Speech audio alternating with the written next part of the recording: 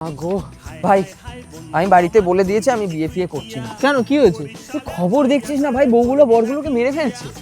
হ্যাঁ ভাই, আমার এখন মনে হচ্ছে স্নেহা কত ভালো ছিল, ও আমায় চিট করেছে কিন্তু আমি মারে তো নি ভাই, হ্যাঁ, মানে ওটা রিয়েল মানে ধোকা দিয়েছে কিন্তু মানে মারেনি, প্রাণটা বাঁচিয়ে দিয়েছে। হ্যাঁ হ্যাঁ, আমার এখন মাঝে মধ্যে মনে হচ্ছে কি যে যেসব মেয়েরা অ্যালিমিনি নিচ্ছে তারা অনেক ভালো ভাই, টাকা নিচ্ছে কিন্তু জীবনটা তো ফেরত দিচ্ছে। মানে প্রাণটা বাঁচিয়ে রাখছে, জীবনটা তো ফেরত দিচ্ছে, ওরা অনেক বেটার অপশন ভাই। আমি একটা ডিসিশন নিয়ে ফেলেছি ভাই। ধর আমি বিয়ে করলাম, আমি ফুলসজ্জা করছি, আমি ব্যস্ত আছি ঘরের মধ্যে, তুই বাইরে কিন্তু আমাকে পাহারা দিবি। বডিগার্ড? হ্যাঁ, এই বডি নিয়ে? আরে তুই যা, যেই বডি, একটা লোক তো লাগবে ভাই, মনে একটা সাহস তো লাগবে। ঠিক আছে, আমি চেষ্টা করবো। রাহুল ভাই রিস্ক নিতে পারছি না, ভেতরেই বেড়ে দিল তোকে হয়তো।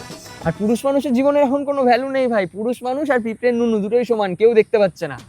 মানে কোনো ইয়ে নেই, মানে ব্যাপারটা কি বলতো, তুই বিয়ে করলি, তোর নামে ক্রাইম পেট্রোলে এপিসোড লেখা শুরু হয়ে গেছে, কবে রিলিজ হবে তুইও জানিস না। আমি আমার বউকে বলেই দেবো, দেখো তোমার যদি 10-12টা বয়ফ্রেন্ড থাকেও থাকুক না, আমার কোনো সমস্যা নেই, আমার জীবনটা পৃথিবীতে থাকাটা বেশি ইম্পর্টেন্ট।